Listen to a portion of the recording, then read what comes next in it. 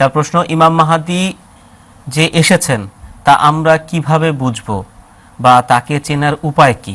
ইমাম মাহাদি এসেছে এটা বোঝার অনেক উপায় আছে। সবচেয়ে ভালো হয় বর্তমান যুগে যখনই আমরা বাইরে কথা বলি তারা সবসময় বলেন যে আমরা তো মুসলিম শরীফের হাদিসে দেখেছি যে যখন আগমনকারী ঈসা ইবনে মারিয়াম আসবেন, বা আপনারা যাকে বলছেন যে তিনিই ইমাম মাহদি, তো তার যে গুণাবলী সেখানে বর্ণনা করা হয়েছে সেটার সাথে তো বর্তমান যুগের আমরা কোনো মিল দেখতে পাই না, বা আপনারা যাকে মেনেছেন তার সাথে তো কোনো মিল দেখতে পাই না। একটু আগে একই কথাই বলছিলেন আমাদের মাওলানা আনিসুল ইসলাম সাহেব, যে একজন এই কথাও বলেছেন যে আমরা ঘোড়া, তরবারি, ইমাম মাহাদি এরকম তো কিছু দেখি নেই, তাহলে আমরা কি করে বুঝবো যে উনি সঠিক? এই সবগুলো বিষয়ে আপনারা একটু চিন্তা করে দেখেন গভীরভাবে, যে মুসলিম শরীফের সেই বিখ্যাত হাদিস যেখানে স্পষ্টভাবে রাসূলুল্লাহ সাল্লাল্লাহু আলাইহি ওয়াসাল্লাম বলেছেন যে যিনি ভবিষ্যতে আগমন করতে যাচ্ছেন নবিউল্লাহ ঈসা, যাকে আবার ইবনে মাজা শরীফে ইমাম মাহদিও বলা হয়েছে, তার কাজ কি হবে? আপনারা শুধু চিন্তা করে আছেন যে হ্যাঁ তিনি তো এসে যুদ্ধ বিগ্রহ করবেন। কেন জানেন এটা? কারণ বিভিন্ন ওয়াজ মাহফিলে আপনারা হুজুরদের কাছ থেকে এই গল্প শুনেছেন যে এরকম ঘটনা ঘটবে। এটি তাদের কল্প কাহিনী। আল্লাহ রসুল সাল্লাল্লাহু আলাইহি ওয়াসাল্লাম যখন কোনো কথা বলেন তার ভিতরে গভীর প্রজ্ঞা থাকে। যেমন রসুল করিম সাল্লাল্লাহু আলাইহি ওয়াসাল্লাম ওহদের যুদ্ধের আগে বলেছিলেন, আমি স্বপ্নে দেখেছি কয়েকটি গরু জবাই হচ্ছে।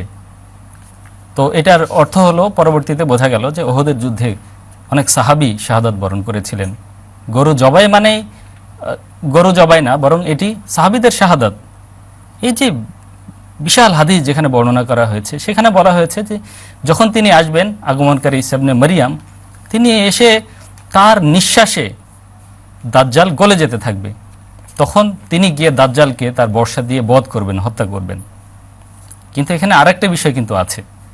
বলা হয়েছে যে আল্লাহ তাআলা বলেছেন যে এমন এক জাতিকে আমরা পাঠাবো যাদের মোকাবেলায় এই ঈসা করতে পারবে না, তার অনুসারীরাও করতে পারবে না। তখন আল্লাহ তাআলা ঈসাকে ওহী করে বলবেন, হে ঈসা, তুমি এবং তোমার যারা অনুসারী আছে তাদেরকে নিয়ে তুরে গিয়ে আশ্রয় নাও, পালাও।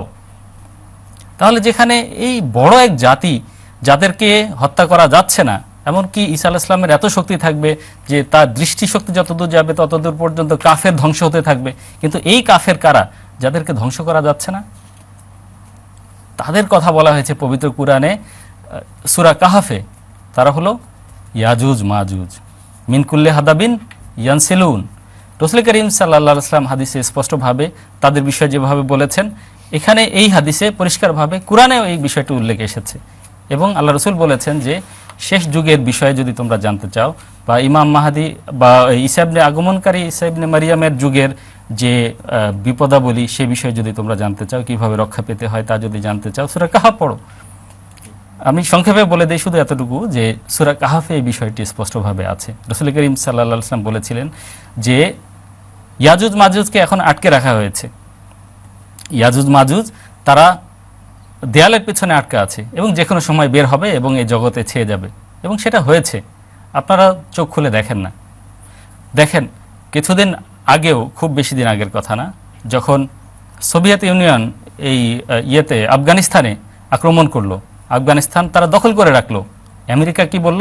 না, এখানে সোভিয়েত ইউনিয়নকে রাখতে দেওয়া যাবে না, আমরা এদেরকে উৎখাত করব।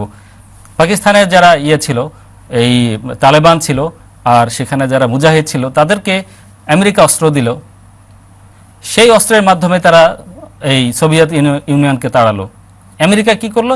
এরপরে এদেরকেই ধ্বংস করলো, এই তালেবানদেরকে হত্যা করলো, মুজাহিদদেরকে হত্যা করলো। মাঝখানে মারা যাচ্ছে কারা? মুসলমানরা। কিন্তু আল্লাহ রাসূল সাল্লাল্লাহু আলাইহি ওয়াসাল্লাম সেখানে স্পষ্ট বলে দিয়েছিলেন যে তোমরা মুসার সাথে তুরে গিয়ে আশ্রয় নাও।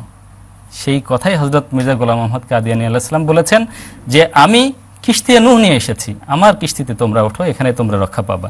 দেখেন আহমদিয়া মুসলিম জামাত যুদ্ধ বিগ্রহ থেকে দূরে কিস্তি নূহতে উঠে বসে আছে। আহমদিয়া মুসলিম জামাত আল্লাহর ফজলে নিরাপদ আছে, কিন্তু যারা যুদ্ধের ভিতরে জড়িয়ে পড়েছে তারা ধ্বংস হচ্ছে। তো এই বিষয়গুলো দেখে নিশ্চয়ই আপনারা বুঝে গেছেন যে আহমদিয়া মুসলিম জামাতের আকীদা, বিশ্বাস এবং তাদের কাজকর্ম এটি সাব্যস্ত করে যে আহমদিয়া মুসলিম জামাত সত্য জামাত, এই ইমাম মাহদি সত্য ইমাম মাহদি।